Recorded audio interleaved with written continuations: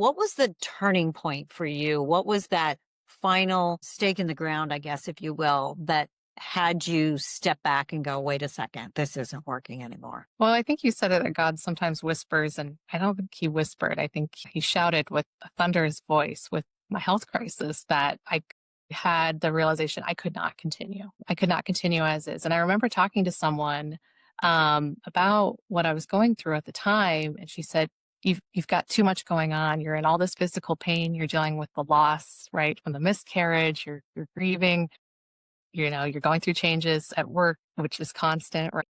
You're going through too much. You need to tackle them one at a time was the advice I got. And so that it took about 3 years to get through to the root of all the things that were going on. Uh, you know, I think that was the biggest wake up call. I had to really, really, really scrutinize what I was prioritizing for myself. And Wow. it's hard. It's hard to look inside, but I had help along the way. I worked with you for part of that journey. I have my faith, my husband, friends, trusted colleagues. And Forbes ran this article that said self-care is a leadership skill. It is a necessity. We talked about that from the get-go. This was a couple of years ago when we first started working. And I know it was hard for you. You have to take care of yourself first. It sounds so counterintuitive, but how many of us are flying on the airplane all the time and they say, put your oxygen mask on first? And I think that if we can change our perspective that self-care is not just mani-pedis. It's not just a facial. It is filling yourself up first thing in the morning. You've got to take care of your own self first. Hi, welcome to Livin the Rhythm. I'm your host, Pam Reyes, and this show is all about helping you find the rhythm of life that's unique to you. We're going to have honest conversations and practical tools, all to help you transform your life from the inside out. So I am super excited to have my guest today, Jess Davis. She is someone who leads with both vision and heart. As a vice president of news automation and AI product at Gannett, she's a trailblazer at the intersection of journalism and technology. Jess is shaping the future of journalism by guiding the responsible use of AI across the media landscape. What I love about Jess is that she doesn't just lead innovation. She does it while really staying rooted in what matters most. She's a mom of 2 strong, creative daughters, a loving wife, a woman who's come through unimaginable health challenges, and a leader who knows that self-care is not a luxury. It's essential to showing up with strength, clarity, and authenticity. Got the chills on that one. Spot on. In this episode, Jess gets real about what it takes to lead in high-stakes environments and why self-care is our most powerful edge as leaders. May sound contradictory, but it is, and you'll hear more about it. So when we honor who we are and what we need to thrive in life. Welcome, Jess. Thank you so much. It's great to be here. Yeah, gosh, impressive. So you were at the bleeding edge of AI before it really exploded on the scene. And now, I mean, I kind of joke tongue in cheek, chat GPT, or as my son would say, chat gibbeta. We're like best friends now, a great strategic thinking partner. But tell us what that was like to navigate being on the bleeding edge of that and how you were showing up at work. Yeah, absolutely. I first got, I guess, my start in working in AI in a media organization. And that was probably when I was pregnant with my second child. And she just turned 7 this week. Yes.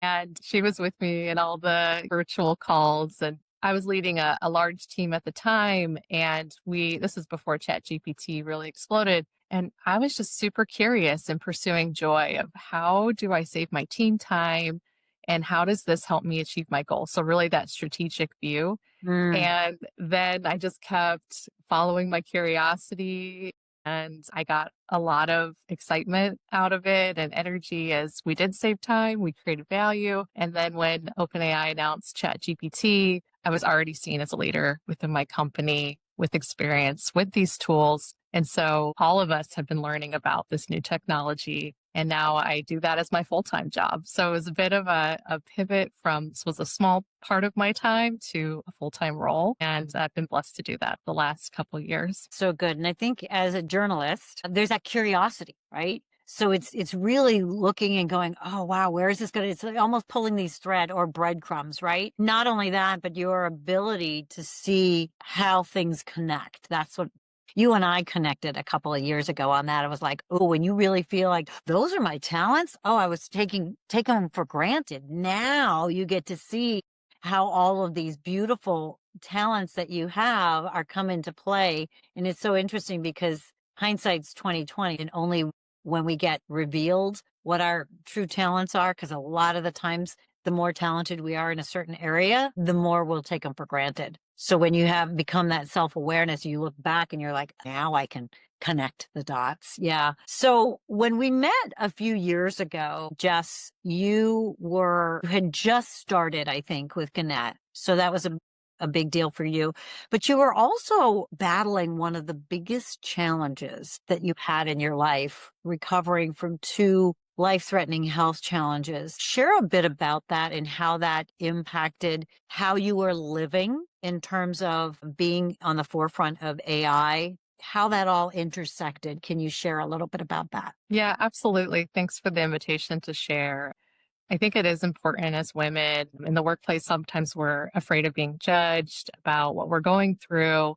And even Deloitte has a great annual report called Women at Work, where 50% of women said my stress levels were higher 1 year ago. I mean, it's pretty incredible. So the challenges that I went through, and I just really want to be respectful to others and share, I will be talking about loss. And so if that is a trigger for you, I just really want to just share that. So I was pregnant with would have been my third child, and I had a miscarriage where yes, I did almost die. And I had such a rough time with that one. And I fainted at home, and my husband found me and Mm, rushed me to the hospital. And in the hospital, I just remember, I mean, I was really out of it from blood loss, and that was not good. And I lost the baby, and I almost lost my life. I did fight through it. And in the ER, I kept complaining about this horrible leg pain in my left leg. And even one of the nurses said, should we be x-raying your leg? Like, what's going on? That began, goodness, almost 2.5 year journey, almost 3 years to find out what was going on with my body and to really get to a position of I am well today. And that was a lot of really hard work. So it turned out that when I fainted from the blood loss from my miscarriage, I had herniated a disc in my back. And by 9 months after that, I couldn't even walk. I remember going to a concert with my sister. I'm taking a break, just after a work day. And I couldn't even make it into the concert. I was limping so bad. And here I was in my 30s, right? And my mobility, it was just really a challenging time. And so at that time, I just really went on a journey of just really learning how to advocate for myself, asking. It took me learning how to ask, when do I know if what we think this is isn't right? Right? How do I know if this failed or this approach isn't working? What does success look like? And I always applied that in my work, applying that with my health and well-being. Started a journey that, yes, intersected with you, Pam. And I did end up getting spine surgery, and that was a grueling, grueling recovery. And I am happy to share that, it took really reprioritizing how I approached my work and my life, how I saw myself, as a mother, and just really making sure I was taking care of myself. You can't take care of others if, you can't even walk down the street, right? Or at least not very well. yeah. You all know, for our parents know what I'm talking about. So that was a really, you're right. That was a very challenging time. And I don't mind oversharing. I just got to the root of that blood loss issue. And I just had a surgery in the spring that I'm finally like back. And I am so thankful. I'm playing tennis again. I'm showing up at work, really enjoying what I'm doing. And it's just, but I will tell you, if you're struggling right now, you're not alone. These things aren't linear, right? It was up and down. Pam, you were with me for part of that journey. It's up, down, all around. Yet when I learned how to advocate for myself and really stand firm in my value as a person, then the things started really locking into place. And this is as well as I've ever been. It's so good to hear that because, sometimes in our life, and especially with strong women, and we're in the corporate America and the work worlds, we're like, I got this, I got this. And I know growing up, my family motto was literally suck it up, don't let them see you sweat. Got it, got it, got it. We never know. I mean, we're pushing signs down here and there, just little things, because our bodies keep score for sure of a lot of things. And when we're so fast and furious on getting to the finish line, a lot of the times the high achiever turns into hyperachiever. But then we get something in life that throws us a rumble strip. Like I always say, God's talking to us, little whispers here and there, little intuition. And I remember that I used to push my intuition down because I didn't think that it was there was a place for that in work. Because I thought, it's all in the head. We could talk ourselves in or out of anything. The strategic is in the head.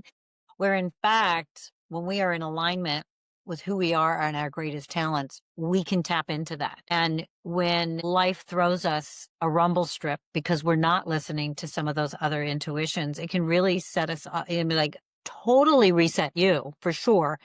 And it helps us really reevaluate the priorities in our life. So can you share a little bit about how you are working and operating and showing up as a leader prior to this accident, and then how you are after? Because then I really want to dig in a little bit and unpack some things, practical applications that we went through. So share about the pre and then how when we met, because I know that you were just starting with Gannett at the time. So I absolutely was working just so much. I mean, I was launching huge initiatives. I was leading big teams and getting results, and leading the company to new records of how we were growing. And it felt, that felt great. And I was just not, I'm not doing well at home and with my health, as I already shared. But And sometimes the noise and the accolades yeah, and all of that at work can yeah. drown out what's really happening, right? Well, absolutely. And there's a really funny stat. So McKinsey does a lot of workplace reports, and they said women feel less fatigued with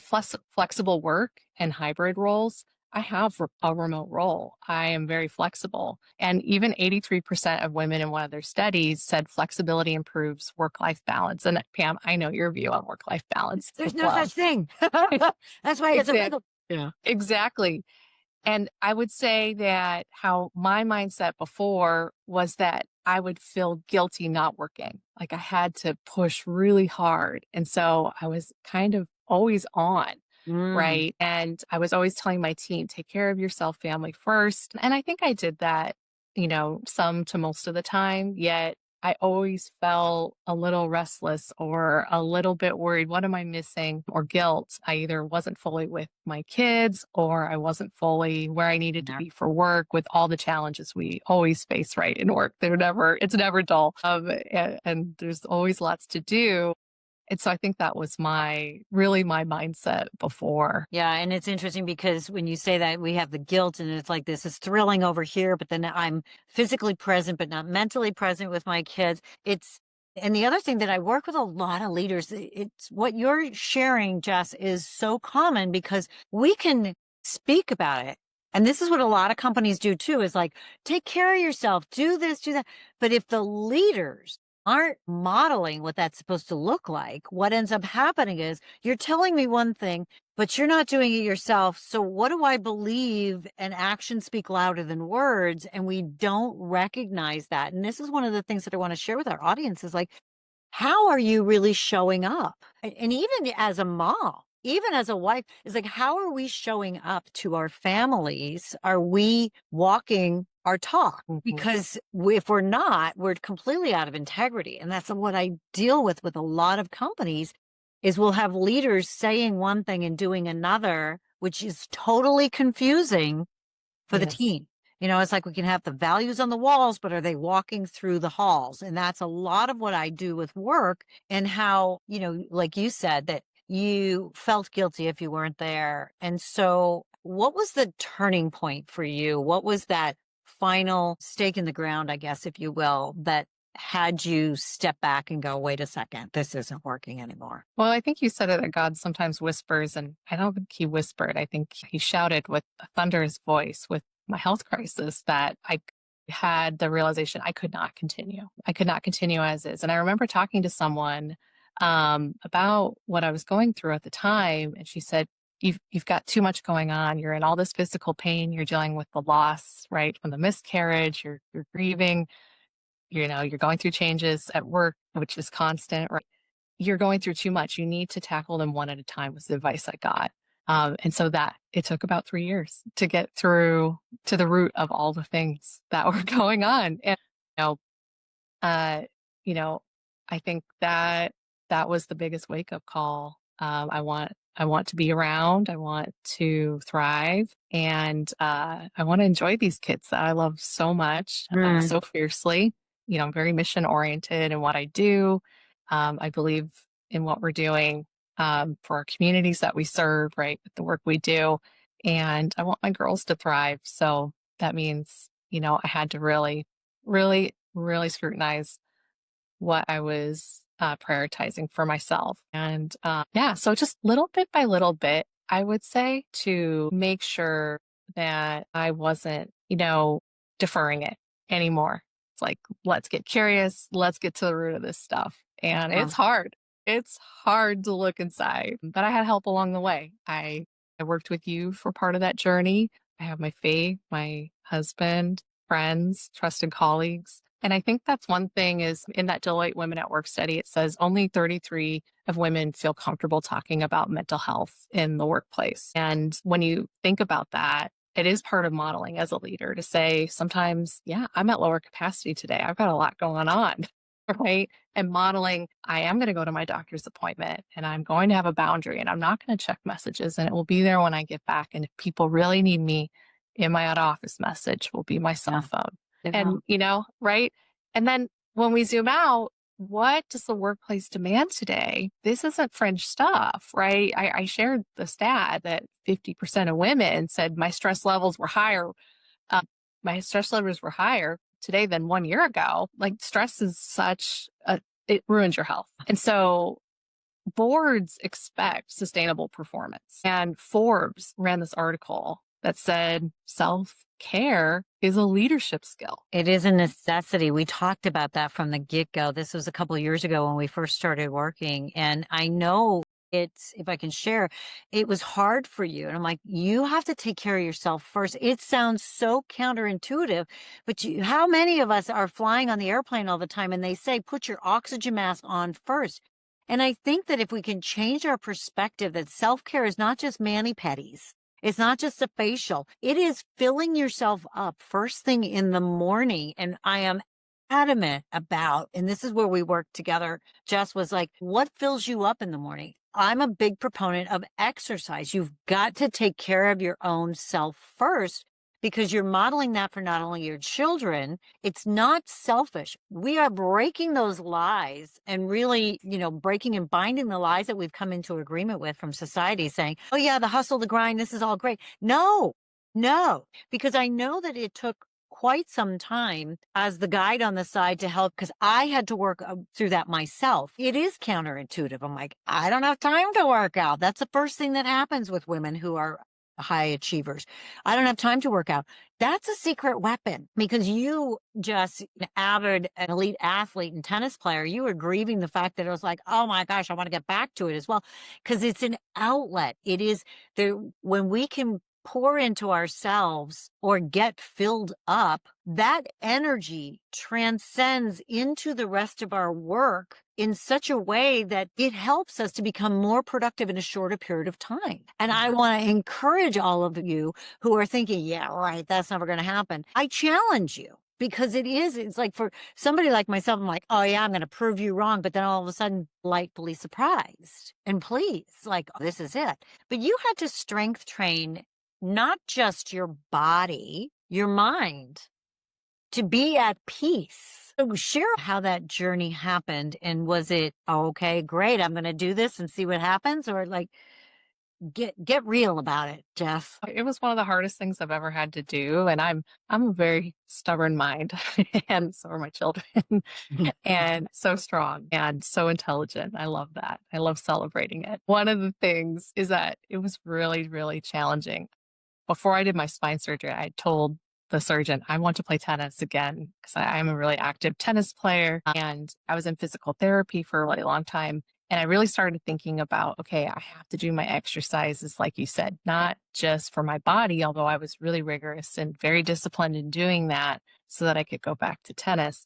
I also really need to make sure that I just took that time to be in the stillness, right? To take those really deep breaths. And what did it help with? At first, it totally changed my tennis game. I mean, winning was never my number one goal. It's really fun for me. I love the strategy. I love making friends and being on the court and being active. It's perfect for me. And I love it. I'm obsessed with it. And I really started winning more. And it wasn't about, oh, I need to chase the win, chase the win. It was about, oh my, like I'm actually just so loving it. And I played doubles and my partner would notice my energy would stay up the whole match. And tennis is such a mental game. And so that was where I first started to see it. And then I started seeing it at work and I was promoted from senior director to VP in that time, right? Where people follow energy, right? For sure.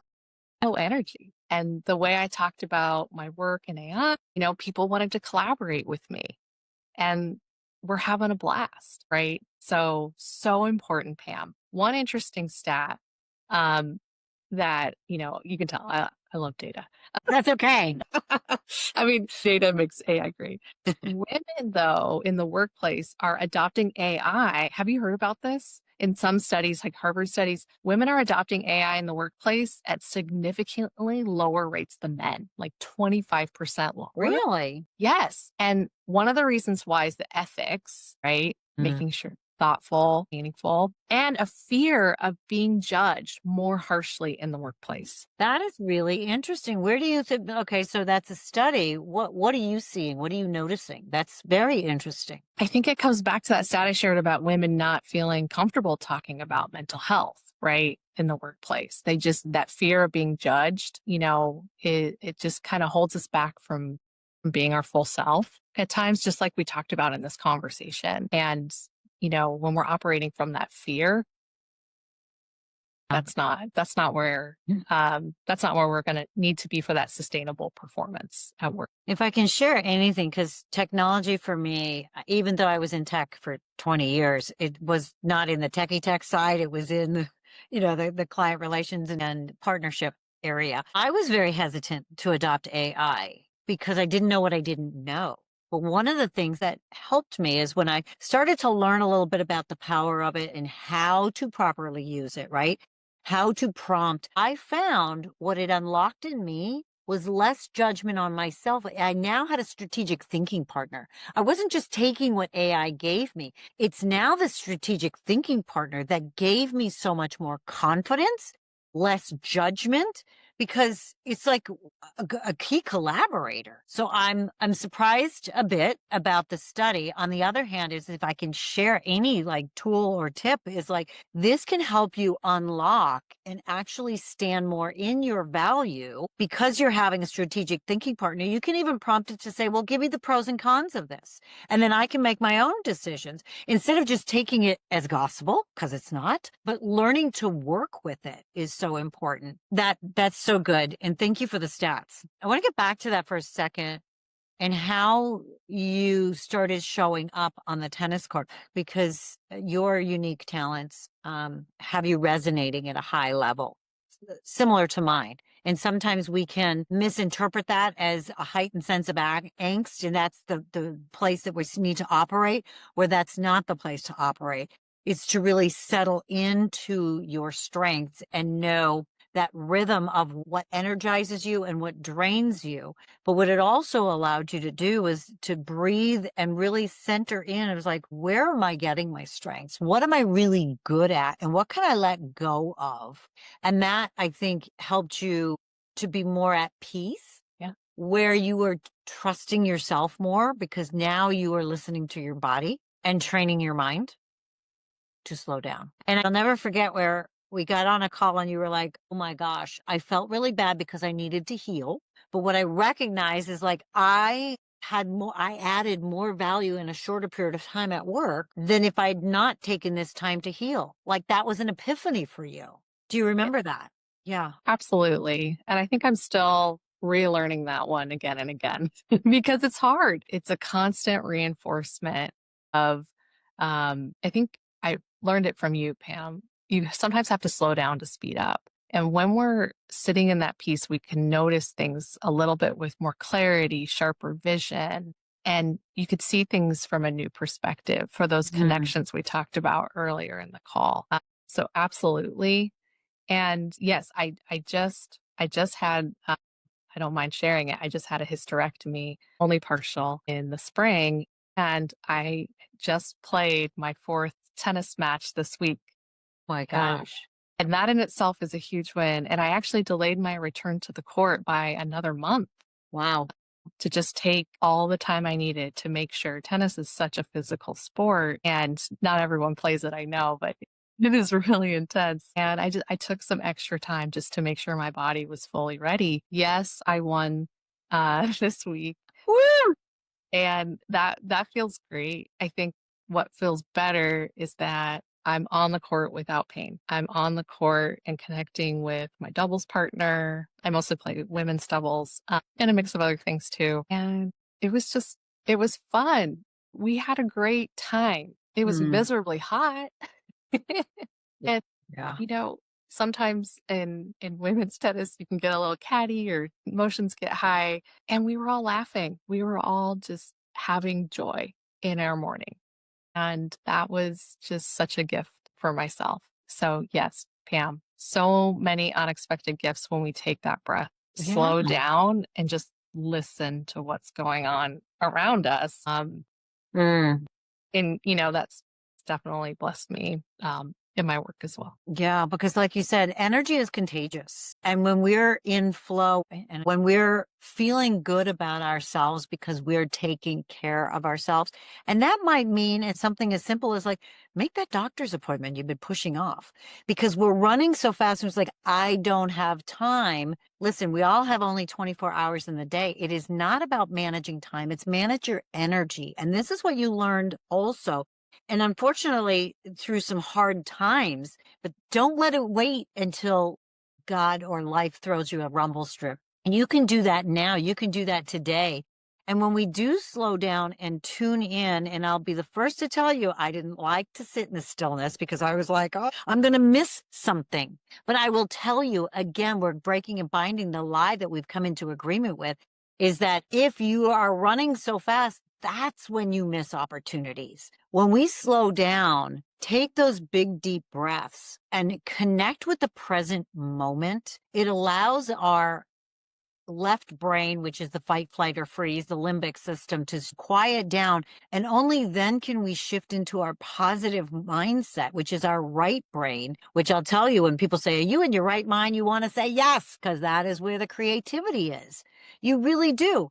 And so what I've learned, and I know, Jess, what you've said too, is you slow down and next thing you know, it is like, oh my gosh, look at all these opportunities that feel sometimes like they're falling in your lap. Like you've had incredible speaking opportunities internationally because you slowed down and you were standing confidently in your value and your talents. You've been invited to the boardroom. You've been invited to, the CEO's table. So these opportunities happen when you can take care of yourself, when you have that alignment where your energy is authentic. It gives us the freedom and the joy because it's not a work-life balance. It's not happening. There was no balance when you had those life-threatening crises. And it's like, No, forget I it. didn't. I'm taking care of myself. And the blessing that has come out of that, and a lot of people would be like, what are you crazy? No, it truly is a blessing. You've gone through that for a reason. And now you are actually a walking model for your team, for your company, for Gannett, because you're modeling the way, which is counterintuitive to what the lie that we've all bought into. It's freeing, isn't it? When you just say, yeah, that doesn't exist. It's like, oh, phew. Right. The shoulders come down and you're like, okay, good. It's nothing to achieve again. That's not a real thing. That gives you the freedom to say, okay, let me build what is real for me, because what's real for me might not be real for someone else. And that's okay. Right. Because one of the things I really enjoy about the work I do is learning from others. And, what problems are they solving for? And can AI fit in? And one of the studies, though, talks about how using ChatGPT can actually turn off your brain. And so people are losing skills. I would say that's if you only rely on it for only the mundane. What you talked about, Pam, and using it as your companion, your brainstorm partner, your strategic partner, that's bringing your critical thinking. That's augmenting your critical thinking, right? And so there's still so much to learn about how to use these tools. And really, you can only answer what adds value for yourself and your work, right? Yet, let's imagine a world where you bring your power skills to the table, your strategic thinking, or whatever it could be, your connector, or whatever it may be. And the AI helps you do that better. And you have superpowers, right? And then imagine a future where you work with your colleagues are superhumans, or you're a leader and you're leading superhumans, right? That's what's possible when we get curious about the technology. The fear is okay.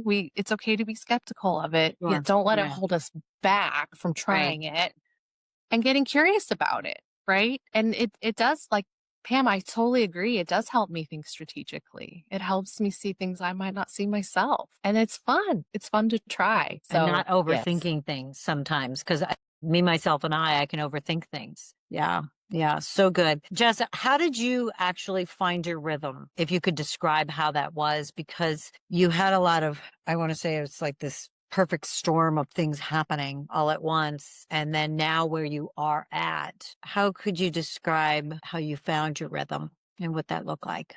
Thank you for asking this question. I think it was really being firm and being able to articulate my strengths, and that really getting curious about, hey, what am I really good at? And can I put language around that? And you were part of my journey in learning that.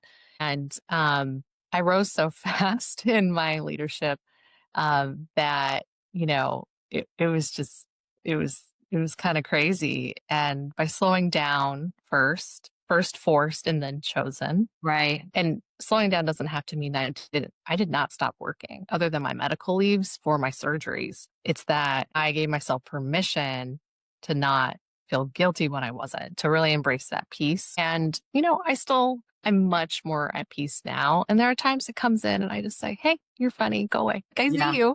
But no, I am enjoying being here with my family, or I am enjoying reading this book. And that can wait. That can wait for later. And that's really powerful. So it was that, just really taking that breath. And then, and we talked about the retraining mind. And I think it was also connecting with the faith community as well. We're really involved with our church here in Nashville now. And no matter what you practice, I think it's just being in community with others, right? It holds us accountable. It has a rhythm of its own in serving others, being in a community. There's accountability there, and there's joy too, right? It's not always perfect because it's people, right? It's just in watching the kids, they'll share things with me. I'm like, oh, I didn't know you knew about that. That's wonderful. And it's usually, it's just really fun. So while our life, I say, isn't slowing down, there's more kids' activities. There's always something on the calendar. We're finding our way. What I loved about Jess working with you, and what I saw that you did so well, is when you would learn new things, because learner is a big talent of yours, that curiosity part of it, that you were bringing that to the girls, and you were not only practicing some of these new ways of being, because it's not what we're doing as leaders, it's who we're being and how we're showing up. When you started learning these new ways of being, that you were not just compartmentalizing, you were showing up in who you uniquely are at work and at home. And the girls were starting to emulate some of that. You'd come to, it's just like, oh my gosh, this is what happened. This is so amazing. And so it brings so much more joy, doesn't it? And you were able to now see the legacy is not what we leave our children, it's what we leave in them. And you're modeling that so well right now. And I love to be part of that experience and you sharing that on a regular basis because you're doing great, Mama. Well, thank you. I was just earlier today, I was doing an exercise with some other journalists, and the moderator said, okay, name your superpowers and give yourself like a name out of it. So I put mission mama, right? I'm so mission driven and I love being a mom. Yeah. Nurturing others, right? And helping people grow. And the moderator said, Jessica, Jess, I know you, and that is perfect. Yeah.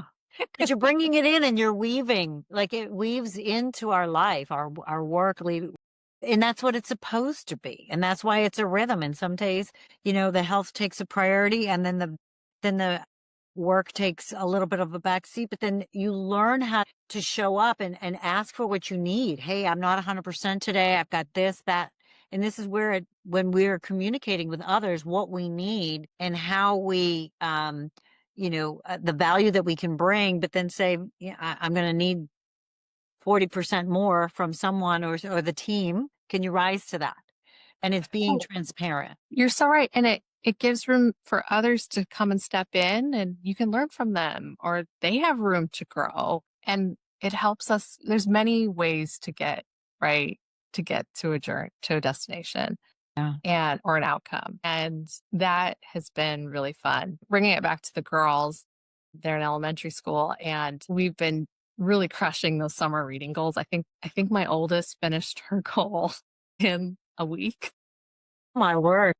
And she just loves reading. She loves reading about magic. She has the biggest imagination. I love it. Her creativity is just unstoppable. And we have book club and we all cuddle up.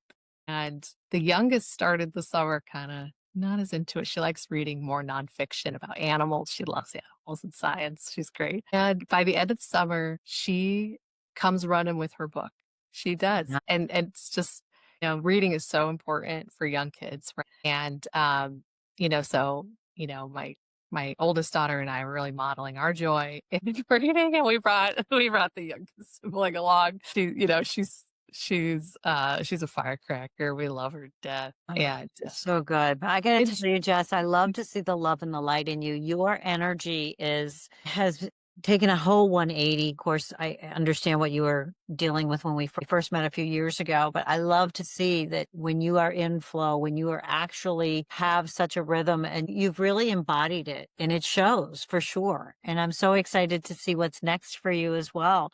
Do you have one or two words that describe your rhythm of life right now? That's a really good question, Pam. I think right now the rhythm is joyful and just so unexpected. Yeah. Thanks for Nice. asking that. Is there one final piece of wisdom that you have to share for our audience? What would that be? Yeah. I think it's what we've been saying this whole time, right? If you're struggling with your health or you don't feel like things are happening at work or just really you're stuck in that stress, that can be true, right? Stress isn't going anywhere. What can we control, right? And just give yourself that permission, right? To be and see where it goes. Yeah. It's that freedom. Say, okay, I can just be here and, really enjoy what I'm doing and not be worried about what's happening anywhere else. And that is powerful. And that can have the biggest impact that maybe you don't see it immediately, but it will come to your attention. So just be patient. And the power of now being right now, that's the only thing that we have control over is our actions and our attitude right now. Yesterday happened. Tomorrow's not happening yet. It's right now. We can only move forward, right? So good. Well, I usually like to leave our audience with something to ponder. So how would your leadership change if you treated self-care like a strategy and not self-indulgence? It's not a luxury, it's a necessity. Yeah. So remember, Life is not a race, it's a dance. So find your rhythm and live it. Thanks for joining.